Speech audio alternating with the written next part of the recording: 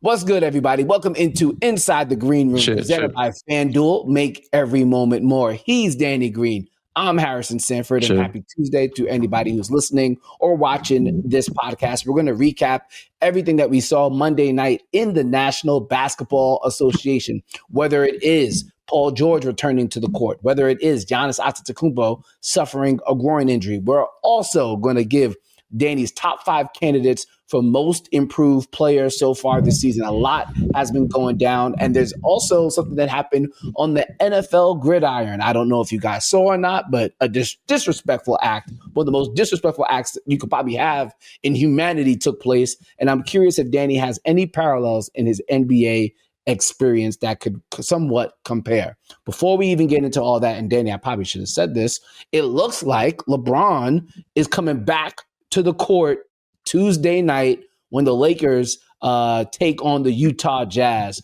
What are your expectations for the first game and your expectations for this next 2 weeks of LeBron James with Luka, with Austin Reeves? Well, I expect them to win, first and foremost. I expect him to get some good minutes on the court, not full extent or full extreme. I don't see him getting 30-plus minutes. I see him staying around 22 to 25 minutes.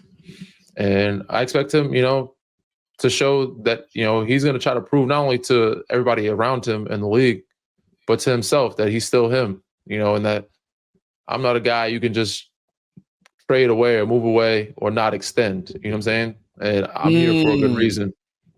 So, and, he hears the rumblings, he hears the rumors. I'm sure he knows what the hell's going on and how well Austin Reeves is playing.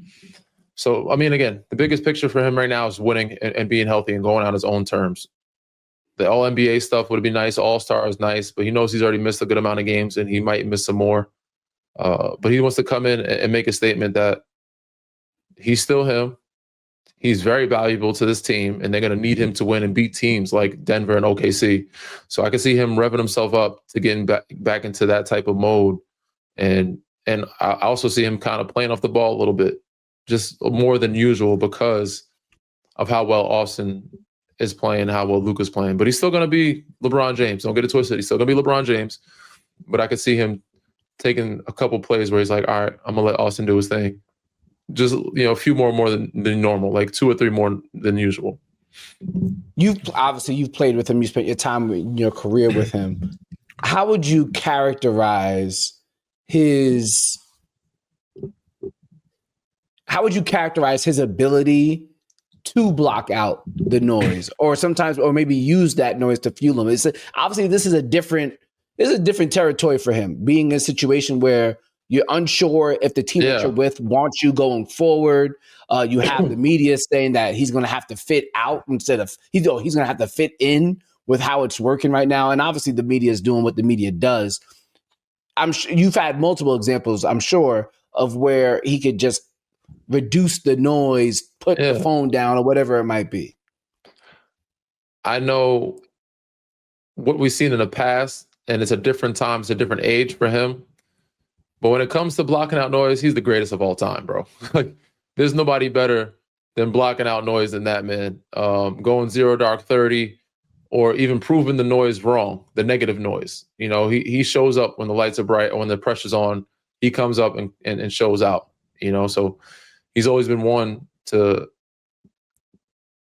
prove the doubters wrong, to consistently keep his foot on the gas. But he's a professional, man. He's a businessman. And there's a reason why everything around him touches the goal. The reason why his family is still intact and all the people around him are doing successful things is because they don't care what you think. They don't care about, they're going to block out the noise, do what they're supposed to do. And, if their idea is a great one, they're going to run with it and find a way to execute it. They execute. That's what they do. He executes. And, if he was one of those guys that listened to noise, he'd be a very insecure dude that he wouldn't be a superstar. He wouldn't be one of the greatest of all time. He wouldn't be able to arrive when the lights are the brightest. So, again, when it comes to that type of thing, he's trained his mind and his body and his family and his coworkers and his friends and employees, everybody around him, to stay very tunnel vision in that sense. And because nobody else has had to grow up under the lights like he has had to. So to do that from 16, 17 years old, 18 years old, and to be at 20 years, 23 years, there's nobody better at doing it because it gets to everybody. We've seen it happen to the best of stars in the Los Angeles Lakers organization or in other organizations. Even the Bright Lights in New York has changed players. Say Russell Westbrook, one of the most, he's still doing some dominant things, but playing in LA, his game was very different. We've seen guys in other organizations, kind of be a shell of themselves or react or overreact or somehow take it to social media or somehow come in their podcast and rant or vent. He's never had to do any of those things. He just had his play talk for him, and he's done that for 20 plus years. So, but that's the thing. This is new territory. Being in a situation 41, we've never seen 40. Before. Not just never in terms of he is not the priority anymore. There's no guarantee that the Lakers are going to want him back next year, at least at the dollar number that he's used to. So it is different in that way. It's going to be interesting to see how it all plays out. And while it plays out, they'll still be playing some pretty damn good basketball. But we could talk about LeBron a lot more on when we before you get finished. You don't think that there's been a time where LeBron James has come to a situation where people have doubted him or didn't make him the priority? His rookie year and coming into Cleveland or even going to Miami. Thought it was going to be Dwayne Wade's team. People have doubted him for sure, but not making him the priority. That I think that is probably the first time in his career. First time he was not the priority. He wasn't the priority in Miami. They brought in Dwayne Wade, brought him in. For sure. I said he came in. They didn't bring him in to be the number one guy.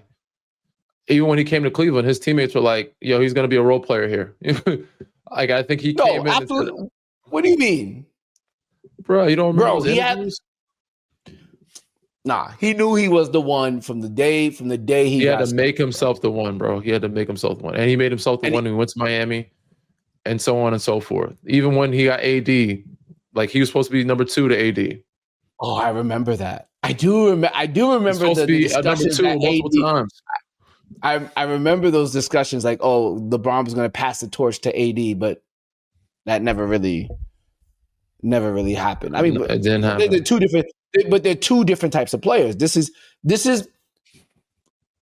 LeBron is not Luka and Luka is not LeBron, but this is the first time he has like a prototype of his skill set, younger and also at 41 years old. Yeah, yeah. But even then, that's the thing. He's even then shown. When he's played with Luka at the end of last year, I can coexist and still be me.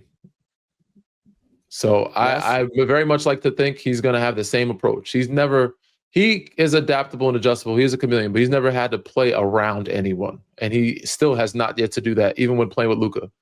He could play with and through, or, you know what I'm saying? He never had to say, oh, I got to be a lot lesser of myself because this guy's here. That's not happened. And I don't see it happening when he comes back.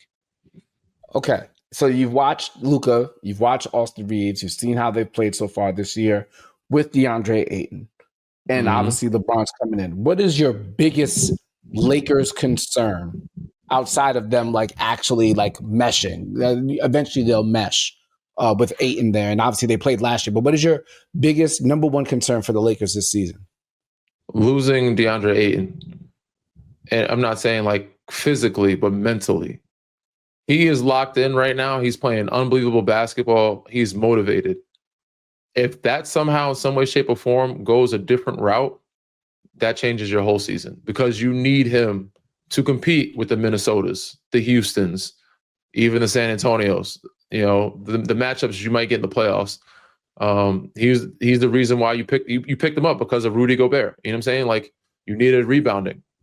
So if you lose him, and I think the connection between him and Reeves has been great. Even Luka, Bron has to figure out a way to have some type of connection with him as well. You got to keep the big fella happy. You got to keep him engaged. You got to keep him motivated by throwing him a bone every once in a while, just so that he'll talk on defense, he'll rebound, and he'll show up for you and set good screens. If you lose him, that locker room might get ugly. Another guy that's a very key factor for them, Marcus Smart. You got to make sure that those two guys, I feel like, are the X factors for you. And then Gabe Vincent, he's another guy that could help a lot. If he's healthy, give you some shooting. But the defensive side of things is DeAndre and Marcus Smart doing the dirty work. You need those two blue collar guys locked in.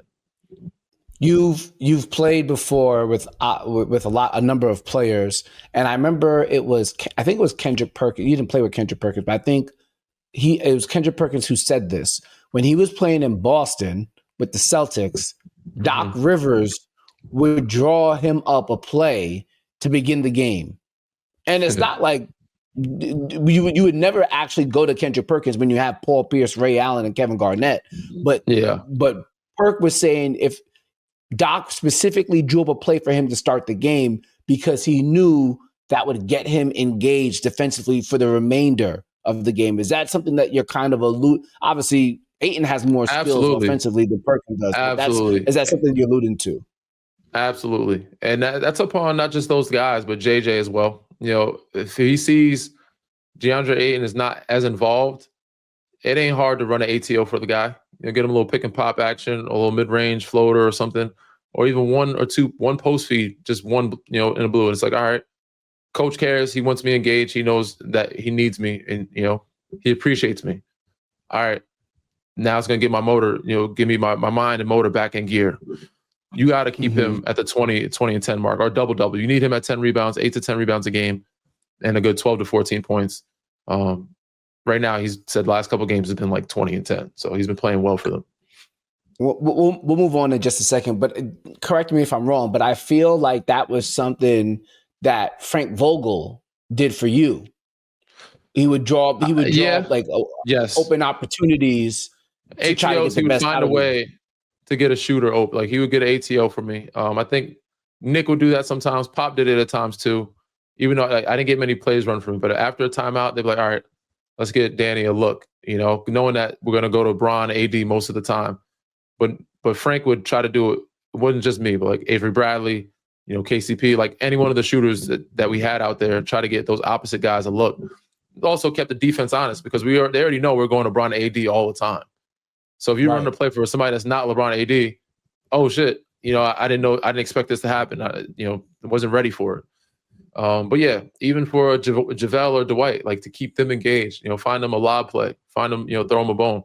They get a lob, them boys is happy as hell for the rest of that damn quarter or that game. You know what I'm saying? So all those small things can change the narrative, not only of a game, but a season with DeAndre Ayton. All right, it's definitely something to keep in mind. All right, let's go to what happened Monday night in the association. Number one, Giannis Antetokounmpo went down with a groin injury. And leading up into that point against the Cavaliers, he was hooping. He was looking like a man-child, just dominating inside of the paint. He was getting inside the paint. He was finding his teammates. And it looked like it was a typical Giannis MVP-ish type of performance, but then he goes down. Obviously, it's still too early to know the severity of the groin strain. Logic would think he would miss at least a couple of games. We don't know how long it might be, but Danny, you've had to deal with a groin injury before.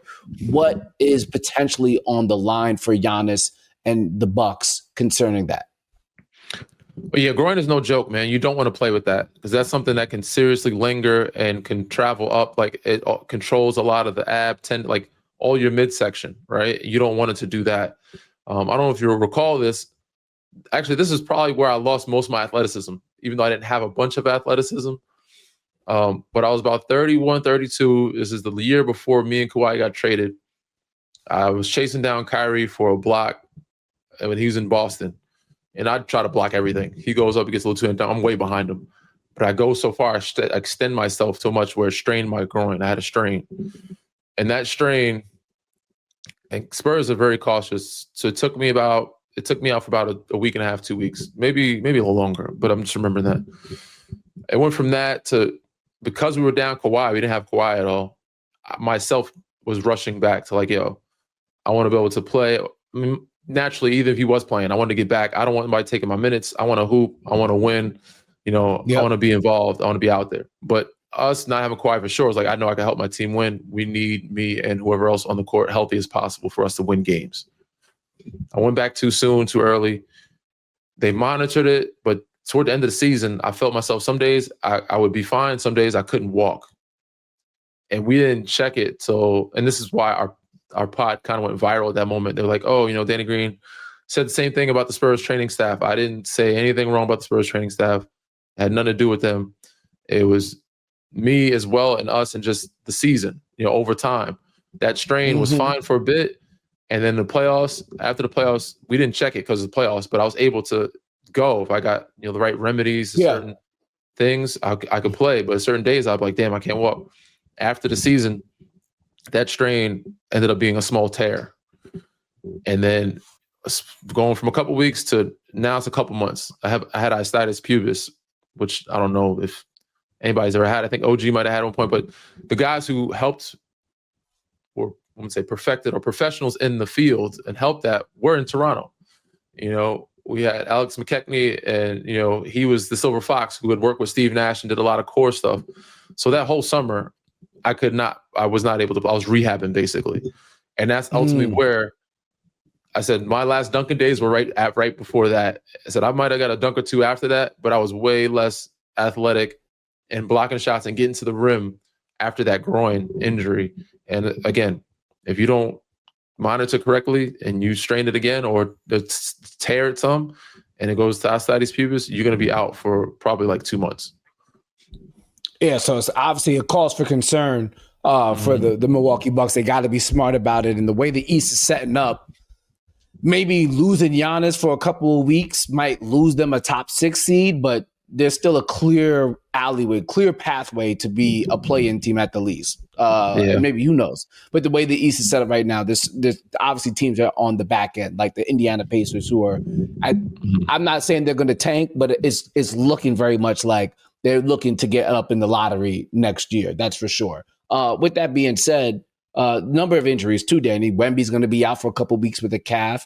The Mavericks have had issues with should they play Anthony Davis or not. Seems like it's coming down from management. Ja Morant's going to miss time with an injury. OG Anunoby's missing time with the hamstring injury. So it's going all around the league right now in terms of guys getting these muscle strains or whatever it might be. And to what you're saying, it's too risky to come back and jeopardize anything. And I think I remember, was it you were with the Sixers? Remember when you had the hamstring and you tried to come back a little bit too early and you had to miss more time? And then because you missed the time, I remember now I'm remembering. And then there was this is the interesting thing because you had the hamstring injury, you missed time, and then there were murmurs in Philadelphia that Matisse Thybulle should be the starter. So I'm almost curious if you remember, if part of the reason why you were rushing back when you were with the Spurs is because of what happened with you. You ended up getting a lot more minutes because there was an injury. So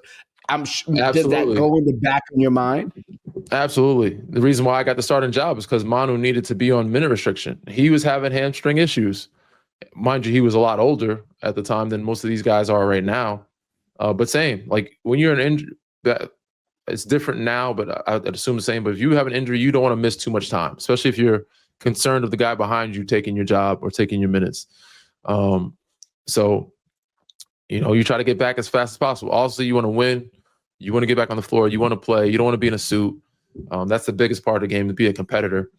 But that was definitely in my mindset. I'm not trying to give up time, my spot, minutes, anything. But also just want to hoop. I want to be healthy. But I do remember that's happened more than once, actually. And I've actually had a calf strain too in the playoffs with Philly. I've always had, it was some lingering, like my soreness with the Achilles. So I was like, and that led to me having a calf strain against the Hawks, which we could have won and been to the Eastern Conference Finals. But yeah, when it comes to that, and I'm sure San Antonio knows because they've dealt with this plenty of times, you have to be very careful and cautious, and they're going to take extra time to make sure Wemby's okay. I don't know if the other organizations are going to do that and if they can afford it. Milwaukee, I don't know how much they can afford it, but Giannis probably needs to sit out at least 3 weeks. They're probably going to bring him back in 2 weeks, 2.5 weeks, depending on how he feels. Obviously, technology is better now than what it was, but this is something you want to make sure doesn't linger and doesn't spread into being worse for like the end of the season or in the summertime for him, because most of his game is based off of his moving and his athleticism, be able to get to the rim. If he's not able to move and slide or extend and loses some of that in that core, that'll change his game completely. Yeah, definitely something to pay attention to. And I think when we look at the Milwaukee Bucks, Danny, I think the interesting thing about it now is that because the way their roster is constructed, there's no number two man, especially with Kevin Porter Jr. being out. Like there's no number two, which made me want to think in general. If it were up to you, let's just wipe the slate clean. Let's say you had you have to operate within the salary cap confinement, right? But you had nobody on your roster. How would you build a roster in the 2025-2026 NBA season? Because I was watching the Knicks and the Heat game, and if you watch the Heat, you know they go about 11 deep.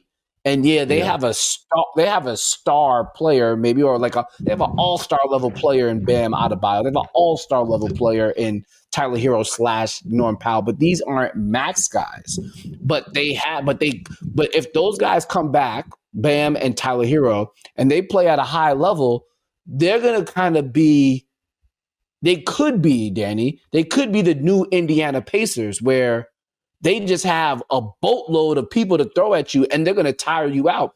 Indiana almost pulled off the upset last year against OKC because they were able to wear. I mean, that's why OKC is so good. They could wear you out with 10 to 11 guys. But again, you have to be able to afford that, and you also have to draft well. You have to draft a star to really help that out. OKC had Jalen Williams. Pacers ended up getting Tyrese Halliburton, or traded for him at least, while he was on his rookie scale contract. How would you build a roster in this NBA? That's a tough question, but yeah, the best bet. I mean, I think you at least need one superstar, right? Obviously, everybody would say, "Oh, I want Wembanyama or Jokic or Luka." But you can get a little bit more specific. You could say, what type of superstar? Do you want a two-way big man? Do you want a playmaking point guard? Do you want a two-way wing? Like what type? What is the prototype of the team based on the superstar? In today's league, I'm going with a two-way wing. And I'm leaning toward like a 2-3 guard, honestly, because I want to be able to at least handle the ball, bring up the point, be able to start the offense if I need to, but also be able to post up. So I'm looking at a 3, honestly. So give me who would that be? Would that be a prime Kawhi? Prime LeBron, like those, like that prototype, like that. But LeBron and Kawhi a little bit different though. LeBron's in terms of the gameplay. Yeah. But their size, like you need that size, and I mean Kawhi is more of a defender than LeBron, but Bron was considered a good defender at 1.2 for sure. So a two-way player. Obviously, people think Bron is more of a facilitator, but he still scores the basketball. He still is a scorer. He doesn't score. He's not a bona fide scorer like those other guys, but he still can score the basketball. In today's world, man, yeah, I'm going with a bona fide superstar at the wing, the 3 position, small forward position. Mm-hmm. You need a solid point guard, but nothing that has to be a superstar. Like you want a really good point guard. In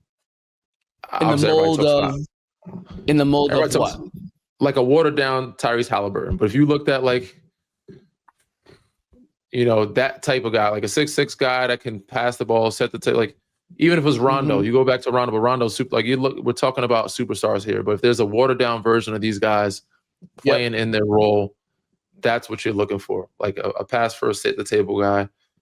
And then outside that, I'm a bunch of defenders and shooters and maybe 2 lob threats, honestly. That bigs that are mobile and that can run, like a Lively Gafford. You know what I'm saying? If you can get Lively Gafford, even Luka is like a LeBron Kawhi, like that. He's playing point guard, but he's 6'7", 6'8", like a small forward size that can do a little bit of everything. He's not a two-way guy, but yeah. So I'm surrounded with a bunch of guys that can defend. Obviously, they're capable of shooting. There have to be a bunch of good shooters, but you want lob threats and you need a table setter, honestly. And if you can get guys with the bench that can play really hard and that can just be scrappy, 1 or 2 shooters, one shot blocker, a couple defenders, and maybe 1 solid backup point guard that's like a high IQ Tyus Jones, I think you're solid. So the big 3 era is over. The new CBA's pretty much killed the big 3 era. Yeah, it sucks. I don't think you necessarily need it. It'd be nice to have, but you can build that through the draft and building guys up. Like, again, San Antonio doesn't have big three right now, but they will. You better believe Wemby, Castle, and Harper could very much be big three of guys that they drafted. That's the only way to do it. Yeah, that's the only way to do it. And obviously, if you look at OKC, Chet, Jalen, and they traded for Shea when he was on his rookie scale contract. So you can't, in the new CBA, you can't trade for a guy who's on his max, like non-rookie max, like a max, and still expect to have two other stars unless you drafted them. You can't afford it. You can't afford to have a big three summer. It's not happening. Yeah. There's no way. The only other position that I would say you get a superstar at is at the point guard position. Superstar point guard and a really good big, then you're good. You have a solid two-man game, or either a superstar, a big man, and a solid point guard. Whether it's Jokic with Jamal Murray or Joel Embiid, Tyrese Maxey, like those can work. But I would go with a bigger point guard like a Cade Cunningham. Obviously, he's been playing well right now. But if you get a superstar that's a big 6'6", 6'7" point guard that can distribute, defend, and you have a big Jalen Duren, to me, he didn't seem like a superstar, but Cade is turning him into an up-and-coming star. Mm-hmm. You know, he's solid, rebound, roll, can dunk the ball, get a bunch of shooters. He got Duncan Robinson. he had Tim Hardaway, Malik Beasley. Like, they look really good. Now, if you pair that with a bench with some depth, like a backup lob threat big and some other, scrappy defenders, because his shooters are shooters. They're not even like real defenders. I said more defense than shooting, but obviously you need both. But yeah, one superstar, a couple 3-and-D guys, and one or two lob threats, or one lob threat, a big, and a rebounding big that can protect the rim or something like that. You're solid. You're good to go. I feel like because of the CBA, because of how much depth really matters, I think the smartest teams, I guess the smartest teams are always doing this, but investing in the draft becomes paramount. Getting rookie scale contracts of guys who can contribute becomes paramount. And I think what's going to make it interesting too, Danny, when it comes to the draft, when it comes to getting players out of college, because of the NIL, you might end up having a lot of come to the NBA ready to play day one guys, because you might end up with more, even though it still took you a while to really crack the rotation. You might end up with a lot of Danny Greens who end up getting drafted straight out of college, because they might say, they're more polished, had some time, some years, and like you could stay like. But that's also the problem with the draft. They don't draft a bunch of seniors like that. They usually go for youth. But I think that might change. That's what I'm saying. I don't think it changes. I think guys will get them undrafted. That's why you see guys like Austin Reeves going undrafted and pick up. Like, you're gonna find those hidden gems in undrafted positions. I was talking today about a kid that killed my Carolina team in a NCAA run. Kid Grant Nelson played for Alabama. He's in the G League right now. And I'm like, how the fuck did he not get drafted? You know what I'm saying? Like, obviously didn't see enough, but I'm like, I thought he was a solid player. Like, he could be a really good player. Stretch big. Yeah, man, you got to find him in the G League or overseas or undrafted, because only 60 picks. And most of the time when you pick them, you're picking young guys that you can groom. So you're going to have to do your homework and find out who is going to be the sleeper Cedric Howard of the draft. We got him in they got him as a lottery pick, but before that, he was coming from who the hell knows. It's supposed to transfer to Duke. Didn't end up happening because he went to draft. They saw he had like a 7'2" wingspan. Like, you should probably stay in the draft. You know what I'm saying? Like, we want you. But if you can find guys like that are like polished seniors, that are undrafted, that's what I'm saying. That's the best way to do it. AJ Mitchell, another guy. We talk AJ Mitchell. He's a guy to the two-way. Like, they found him and he's a 3-year deal for really cheap because he came out of nowhere. I feel like what the NBA, if it really becomes a one superstar, if the salary cap structure really forces you to only max out at 2 superstars or maybe even 1 superstar, a lot of role players, I feel like there's going to be a lot of hidden gem talent that comes into the league, because I feel like when you got drafted, right, what the GMs wanted, like, I feel like ball handling was so praised, right? Like, and now it's like, can you shoot and can you defend? That's it. Like, that's it. That's all. Yes, everybody wants a superstar, but like 3-and-D has no longer become a novelty. 3-and-D has basically become the requirement. A necessity. A necessity. And I feel like it's not to say that what you did, Danny, wasn't hard, but I do feel like you can train players to become 3-and-D.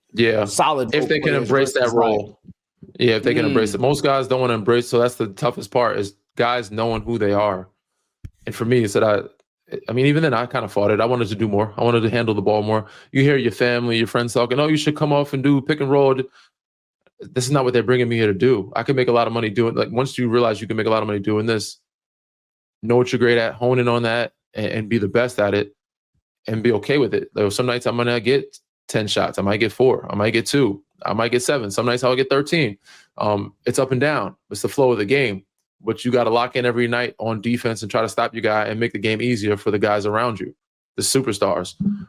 So yeah, to get certain guys to buy in, especially at a young age when they're trying to make their money and be a superstar or max or all-star type of guy, that's the hardest part, is getting them to buy into it.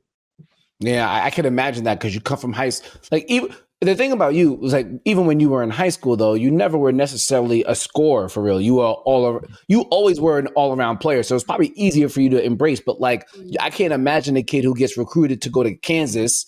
He's dropping 40 a game in high school. He's dropping 40 a game in high school. I was never the guy, so it was easy. You know what I'm saying? Like, even in high school, my high school coach didn't treat me like the guy. I was good at a lot of things, but not great at anything. But it gave me the advantage to embrace that, because high school, I wasn't a role player, but I definitely played a role. But coach never made me like, oh, you're the man. We had a team full of guys that were good. As soon as I got to college, I was never the guy. I didn't start till my senior year, so I had to play a role. So that made it easy. And unfortunately, they don't draft enough role players. They're drafting the guys. You know what I'm saying? And even when they're looking for guys, they find some role players, but the role players get overlooked, and they either go in the G League or overseas. The role players is where you need to be looking for if you're trying to, polish ones. From these college teams, if you want to, fill out your roster, you know what I'm saying? That's the right way. That's what I'm saying. And that because of the new CBA, I do feel like more teams will be like, yo, we're just drafting role players. Like, yes, we're going to take us. You have to take a swing at a superstar, but if you already have one, or if you already have 2, or you just or it just doesn't make sense, I can see a lot more teams being like, yo, give me that 3-year player out of Kansas who can hit the 3 and play defense. I could put him in. I could make him the 6th man next year. I could make him the I could make him the starting small forward this upcoming season, and we could be a top 6 seed in the East, or whatever it might be. I can see it ain't expensive to bring a guy on as a 2-way to see what he's about. You know what I'm saying? Like, find these guys as 2-ways, or very like minimum contracts, or second round minimum contracts. And see if you like him or not. If you don't like him, you don't have to keep him for more than a year. It's like, all right, let's see if we can groom him. We don't bring him as a starter, but let's bring him in as a development project. Let's see what we can do with him, and then go from there. Well, and I'm happy we had this. We didn't plan on having that long discussion, but I'm happy we did, because it does bring me to a question that I wanted to ask you, because we're talking about players embracing roles as being role players, right? Yeah.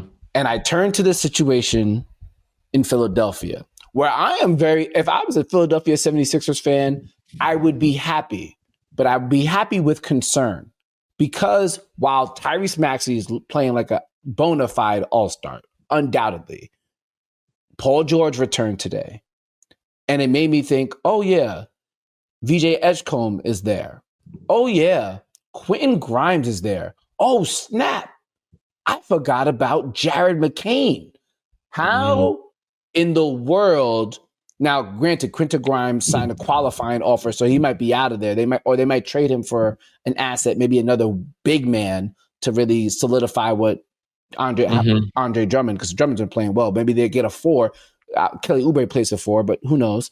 I'm just saying, like, while it looks good, Danny, I don't know the future of the Philadelphia guard rotation. How does Maxey, Edgecombe, and McCain actually fit when all of these guys came into the league wanting to be or expecting to be stars. The guy. Well, this is exactly we were just having this discussion about. And before you go, I remember Dion Waiters used to get a lot of slack when he was in Cleveland because he wanted to play and operate like a star. But I remember saying at the time, I'm like, the dude was drafted in the top 10. It's his early years in the league. Why should he not want to be a star? The guy. And we've had this conversation before. I mean, yes, he's playing with LeBron, but I know. But like, he wants to be a star. Don't matter. Again, so people look at these guys and they think everybody's being drafted to be a superstar. That's not the case. Like, even with Cooper Flagg and Dylan Harper, I'm like, I know you guys we need to lower expectations for these guys. Like, most of the teams, I mean, not most of them, because most of the teams that are drafted that like get in the lottery are not that good. But things have changed as of late. There are good teams in the lottery now. Most of these guys, and I said it's better situation for these guys because realistically, there are role players coming in, and it's better for them to be drafted into a situation where they're already becoming a role player. Dylan Harper coming in off the bench and being a role guy. Cooper Flagg being surrounded by talent and being a role player is better for his development than actually going to a terrible team. To me, certain players need that. Some other players now have the talent. They can go to a team and develop and be that star. Certain guys, I think it's better off for them to go to a pretty good team or a solid team or a really good team and be a role player because ultimately you're going to be a role player till it's your turn. Now, VJ, Paul George, he already knows, listen, I'm at the end of my term. I'm going to help you guys get there. He's going to play a role. I don't think he has a problem doing that. He came to play a role. He didn't come there to be a superstar. He's going to have some minutes on the ball and some ISOs here and there, but it's more so attack, make plays, knock down shots, be a spacer for Joel and Tyrese. Maybe call on some pin downs. Now, Jared McCain and VJ Edgecombe and Quentin Grimes. I don't know how much longer they can keep him or he can stay there. He's hooping though. Playing well. He's undeniable how well he's playing. He played well last year. I thought the man was going to get offered a contract. They wouldn't be able to keep him. Luckily, the market was not as open, so they're able to bring him back for the qualifying. Now, Jared McCain and VJ Edgecombe, you're going to have to wait your turn. It's that simple. Jared's still coming back from the injury and trying to get his rhythm back. VJ, you're going to have to play a 3-and-D role. Continue to work on your bag, but both of y'all need to play more so VJ than Jared because I've seen Jared off the bounce more. He looks more comfortable with making moves and making plays last year anyway. VJ is more of a get out the floor, run, lob, athletic, catch and shoot. You need to play the 3-and-D role while still working on your game until it's your turn. Because right now, Tyrese is the guy. And it's Joel. For sure. Everybody else can fit in around. Jared, you can handle the ball because you're more of a point guard in college and you did more last year. So you've proven that, not this much this year. But until he proves that, I still wouldn't give him that free reign yet again either. Because Jared still doesn't look like himself yet. But he showed more of the bounce with moves and dribbling the ball. VJ is more of north-south to the rim, lob, catch and shoot 3, bump, fade. But it wasn't like a bunch of moves. You know what I'm saying? So yeah. Gotta wait your turn. I mean, you're right. I mean, Maxey waited his turn too, and now look who he is. I just find it so interesting because they're all somewhat similar. VJ's athletic enough to play a 3. Jared's good enough to play a 2. Tyrese the 1, or Jared could play the 1. Tyrese the 2. But they all can coexist. VJ is a guy that can be a 3-and-D guy. Yeah, he's built like an athlete 3-and-D guy. I guess I wish VJ was more like 6'8", 6'9", as opposed to like 6'3", 6'4". You think is he 6'3", 6'4"? I thought he's like 6'5", 6'6". I don't know. He doesn't seem that tall to me. He doesn't seem that tall to me. So that's the thing. Having 3 high priority lottery picks in Maxey wasn't a lottery pick, but he plays like a lottery pick. He's 6'4", but he plays like he's 6'7". VJ's athletic enough to play like he's 6'7", but he's 6'4", which is crazy. If he was, he can play the 3. In today's NBA small ball, he can play the 3 for sure. Not the 4, but he can play the 3. Again, there's still a lot of things to be happy about if you're a Philadelphia 76ers fan. They're just playing spirited basketball, which is nice. Big win tonight. They needed it. They needed that win tonight. Yeah. Another thing I learned, Danny, from a betting standpoint, whenever James Harden goes off in the first half, it means he doesn't go off in the second half. He did get fouled on that last play, but he religiously goes off in the first quarter and then he fades away in the second half of games. I thought he was going to get that 28 and a half. I thought he was going to get more than 28 and a half. He had 20 and a half or something like that. He had like 8. He had 18 and a half. He had 18 at halftime, or either 16 or 18. 17 in the first quarter. I thought he had 20 and a half. Yes. He had something close to that, and he finished with what, 27, 28. That's it. 28, right 28. On the line. 28. Yeah.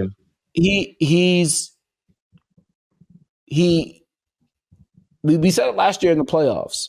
He is so willing to accept the double team.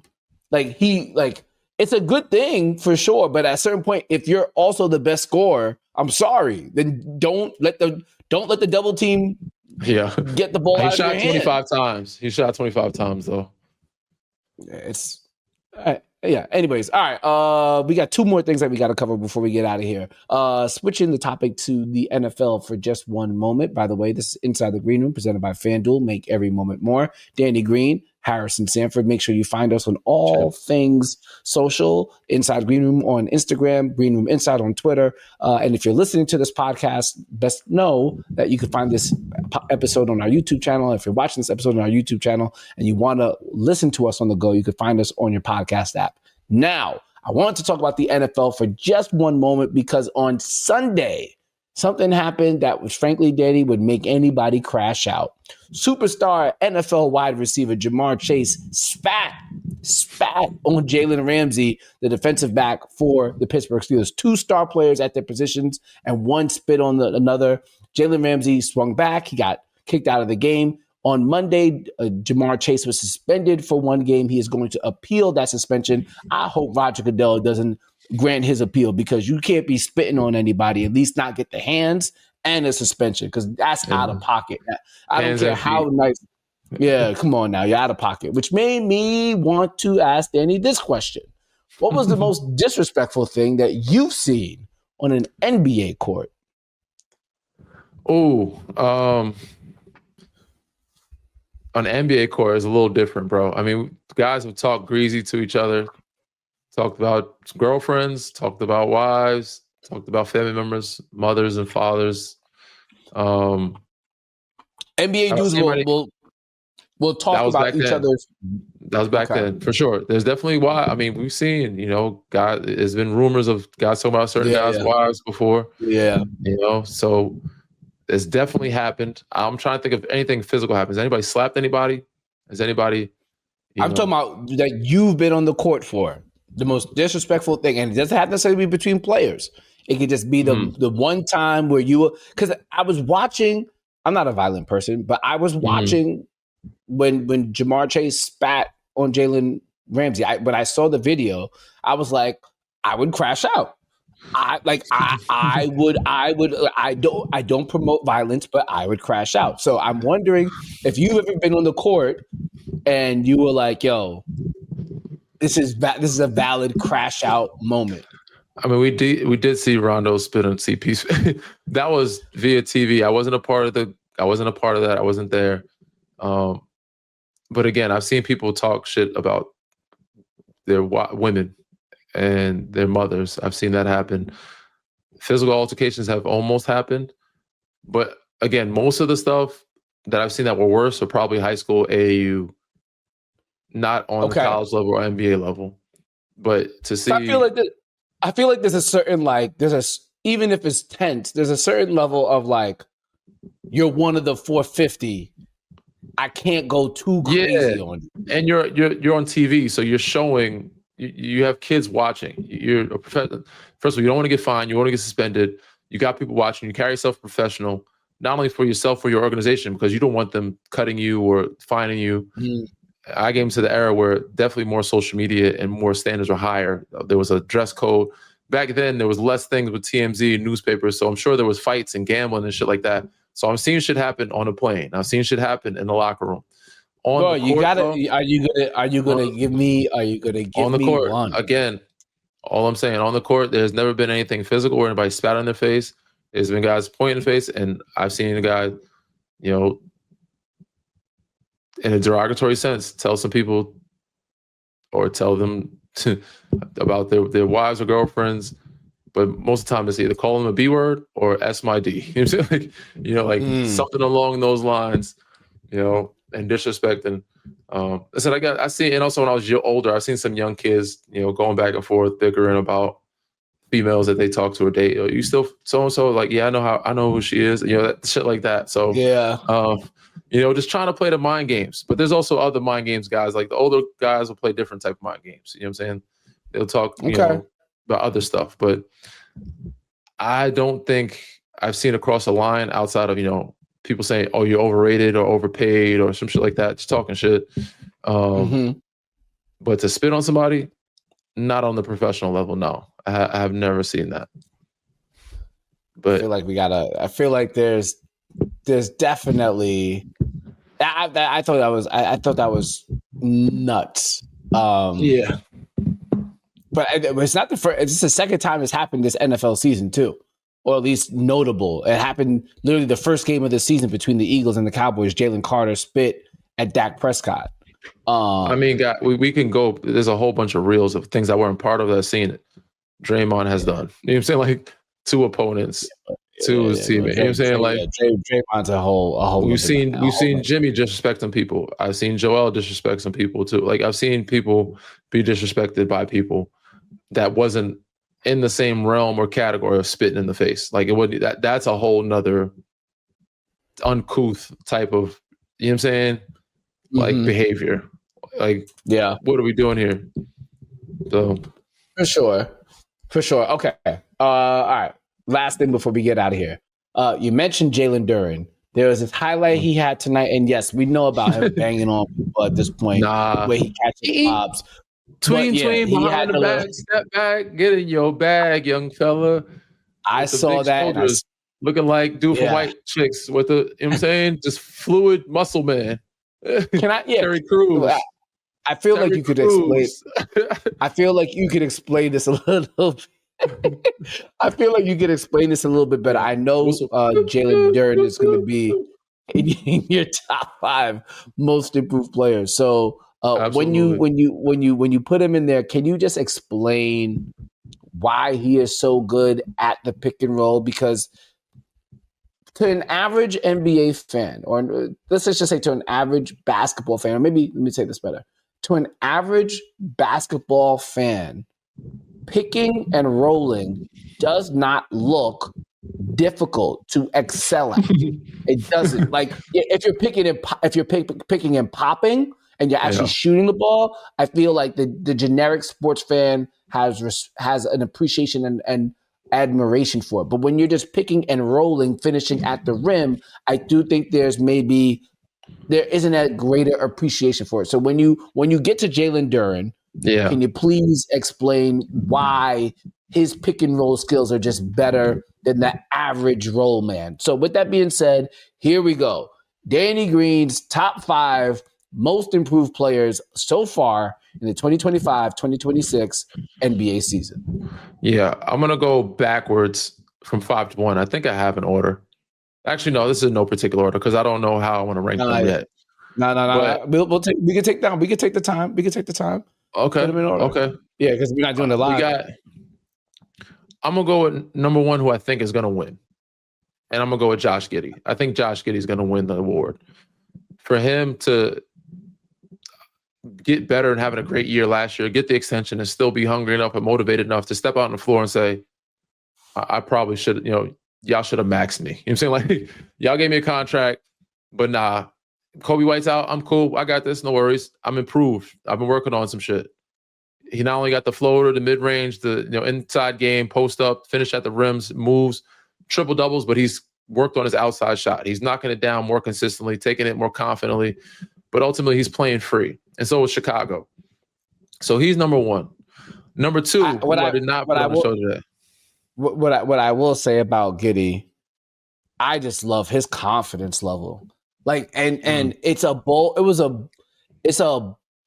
move to kind of give him the reins per se, but look how I don't think they had a choice. Because Kobe White was out. You know what I'm saying? Like they had bodies. He's the only guy that's going to have the balls. I just think it's like, look how optimistic a Chicago Bulls fan could be right now versus when they had Levine and when they had DeRozan. Isn't that nuts? Imagine if you said, I'm going to give you Josh Giddey and Kobe White to run this team. Yeah. And and the fan base is going to be more pleased and more optimistic than when you had two All-Stars on the roster. Zach LaVine and DeMar. Yeah. That's crazy. I think what hurt that group more so than anything is that you didn't have a healthy Lonzo Ball. With Lonzo Ball, I think that iteration worked better. We all forgot. He was the big signing for $85 million that they were rolling before he got hurt. Like, they were playing well. He was the facilitator. He was the glue. He was the mediator between the two. Would get up and down, run fast, play. He was the Giddey of that iteration of the Chicago Bulls. And without him, that really hurt that group. But yes, Giddey, he's taking it to another level. And now number two, again, these are people that I think are in line to win the award and have the best odds of winning the award. Now, who I think, because we know how the award goes. They give it to guys that us should not deserve it, that are lottery picks. But this guy should be in the lottery because he was not a lottery pick. He wasn't. Austin Reeves. He is with the Lake Show. They are balling at all-time level. They're winning games without LeBron James. He is top 10 in assists and points in the NBA right now, alongside Lou. Both of them, I think, top 7, top 6 in points. And he's also the reason why DeAndre Ayton is playing so well. He has upped his level of play and offensive play by getting to the free throw line. Adding that dynamic to his game has allowed him to, when he has off nights, figure out a way to find ways to impact the game, even if you're not doing defensively, but also slow the game tempo and get yourself back in a rhythm. Him against the free throw line 12 to 13 times a game, you know he can book it for at least 10 points on that, and then he's going to find a bucket or two. He's going to average 16, even on a bad night. He's going to get you 16 to 18. So Yeah. Go ahead. Sorry. He's averaging. Austin Reeves last year averaged 5 free throw attempts per game. This year, he's brought it all the way up to 9.5. Bro,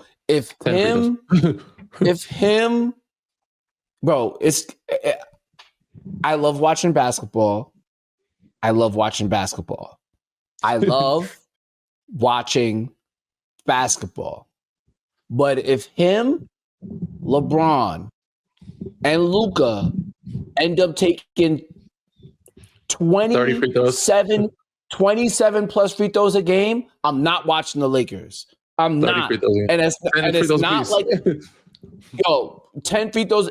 Could you imagine if they get 10 free throws apiece? Again, and I know they're going to get fouled. Most teams get that for the game. So if it's only them 3 getting free throws, that's not bad. But if the team gets 40, 50 free throws, remember the other game, they had 80 free throws in a game, which was, you said, was hard to watch. Ridiculous. But it's possible. Crazy enough, LeBron doesn't get as many free throws as everybody else. But yeah, crazy enough. It's gonna end up being as long as a football game. Come on now. Come on. Like LeBron Reeves gets 9. Austin Reeves gets 9. How much is he averaging? 26 now? 26 a game? Luka gets 9, and then Ayton's gonna end up getting 4 just because he's a big man. He's averaging 20. He's averaging 28 points per game. 48 from the field, 5 rebounds, 8 assists. 8 more points. Yeah, he's balling. 8 more points, 5 more free throws. All right. Yeah. So that's number one was Giddey. Number 2 was Austin Reeves. Number 3. I'm going AJ Mitchell, man. I like what this kid has done. Oklahoma City Thunder. They're number 1 in the league, not alone in the West. And obviously they have a talented team, but I think the reason that they've been able to stay afloat so easily and rest Shea for 7 fucking fourth quarters is because of this kid. But even the games that they won in close games, he was averaging 20 in the beginning of the season. Now he's averaging like 17. But for him to come out of nowhere and be one of your better two-way players, when you can rest Cason Wallace or Aaron Wiggins, J-Dub, and Lou Dort, and you still get wins against the Lakers because this kid's balling out, this kid needs to be in the conversation. I thought he was going to be a 6th man a year or most improved, but depending on where he goes. But right now he's starting. He's showing he can play on the ball, taking Shea off the ball some. He's shown he can shoot from 3. He's done a plethora of things. And because he's come from nowhere, from a two-way contract to where he is now as a solidified rotational player. Some guys talking about being a star. I don't know about that, but I think he'd be a really like a star role player for a group. And you got him on a cheap contract for the next 3 years. This kid should be in the conversation for sure. Yeah. 3 years, $8.7 million. He got a Bronny deal. He is going to be. Bro, it's ridiculous. At one point, I thought outside of like the mega stars, and outside of guys who are on their rookie scale contract, I thought that Deuce McBride, had the best contract in the NBA because he's similar. And Deuce McBride dropped 25 plus tonight for the Knicks, and he plays great defense, and he hits threes. But this AJ Mitchell is probably in the running for best contract in the league, and it's going to make what is going to make interesting, Danny, because he is so good at his age and at his salary number. He is going to make one of those guys who are up for new money. He's going to make them expendable. I don't know who that's going to be. Yeah. Like 2 years from now, when Isaiah Hartenstein's contract is up. It might be Lou Dort. It might be Alex Cruz. You know what I'm saying? Like, it could be Isaiah. No, young, but like those are older guys. It could be Lou or Alex. They'd be like, you know what? We got a young guy we might be able to keep for cheaper. I don't know. Either way, they're gonna keep their big three and let everybody else go and build guys like AJ Mitchell up. Which could be Casey Wallace, it could be Aaron Wiggins. Sorry, Casey. Sorry, Aaron. We got this AJ Mitchell kid here. We no longer need your services right now. I think that's gonna be the interesting thing is when those contracts are up, which is a good thing for them, Danny. I think the good thing for all those role players on that team is that because they play so well, and here's the thing that makes it good. Mark Daigneault plays almost everybody. So nobody can say, yo, I'm not getting enough burn to show how valuable I am to the league to get my bread.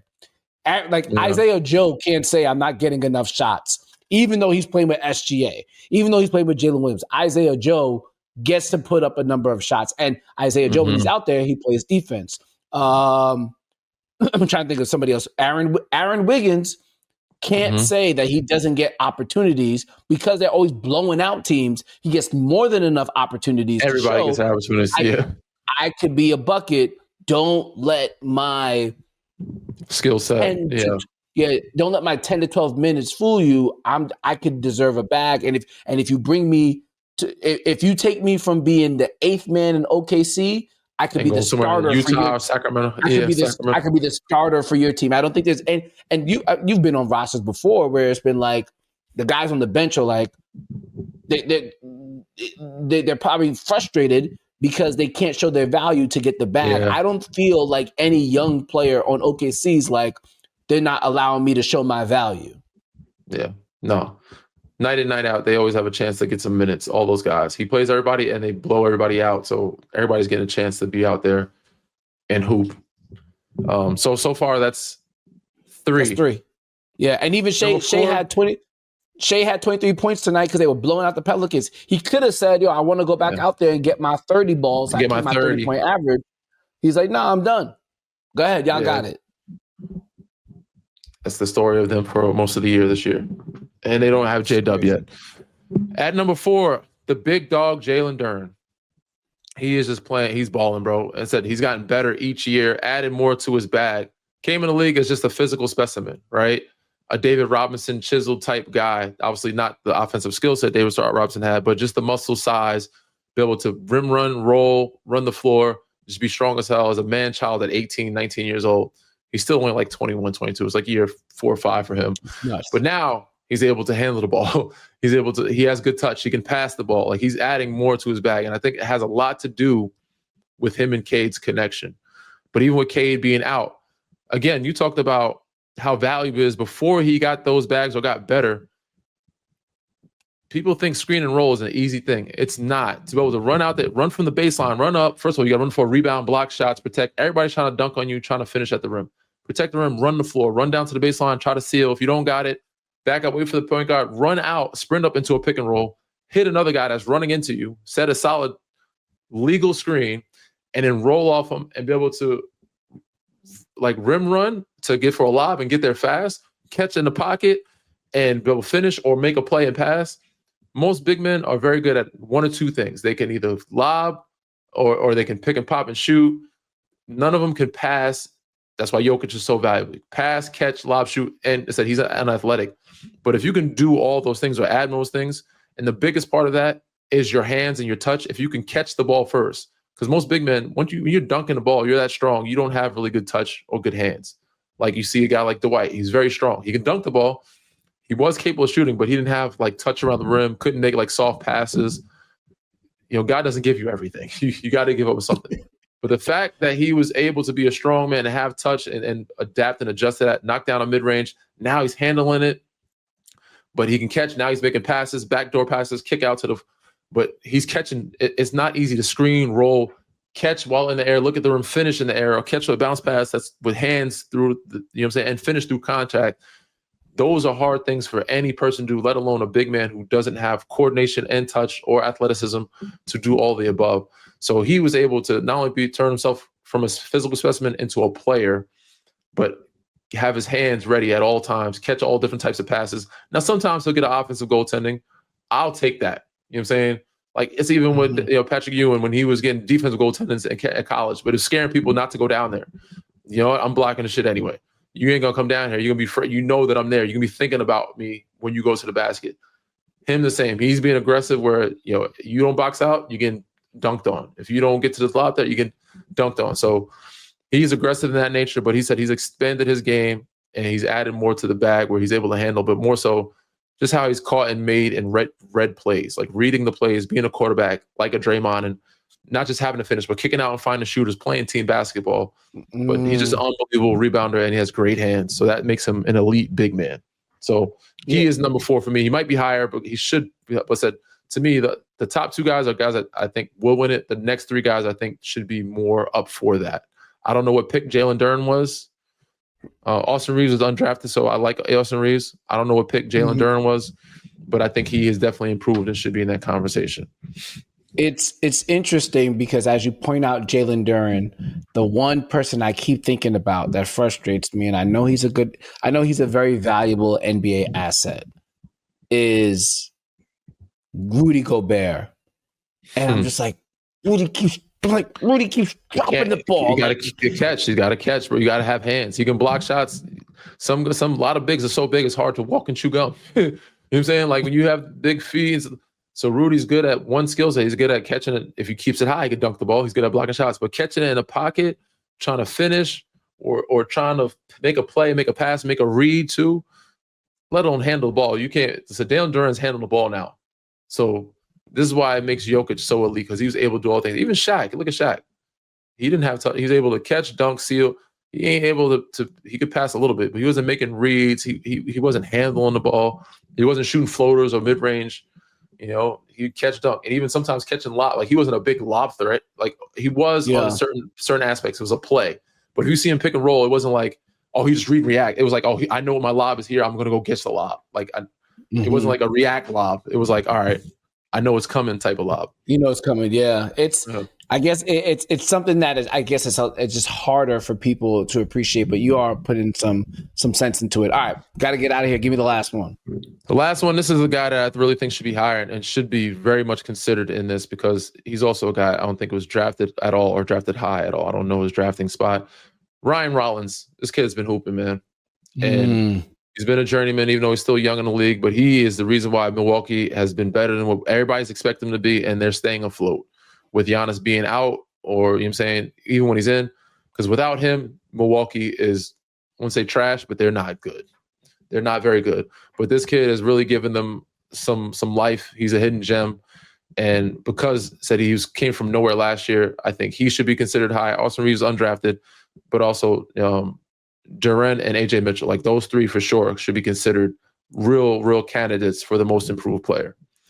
They have definitely made an impact for their team so far this year. Going to be very interested to see how this Milwaukee Bucks thing kind of pans out, especially with Giannis suffering that injury. With that being said, we'll be back on Wednesday night. We might go live. If you don't catch us live, you could find us in your podcast feed or on your YouTube channel on Thursday morning. It is now 2:48 Eastern. And for me right now, so with that being said, it's about time to go, y'all. Hope you enjoyed Monday Night Hoops. Hope you enjoyed the pod. Y'all know what to do. Read, rate, subscribe, review. Peace.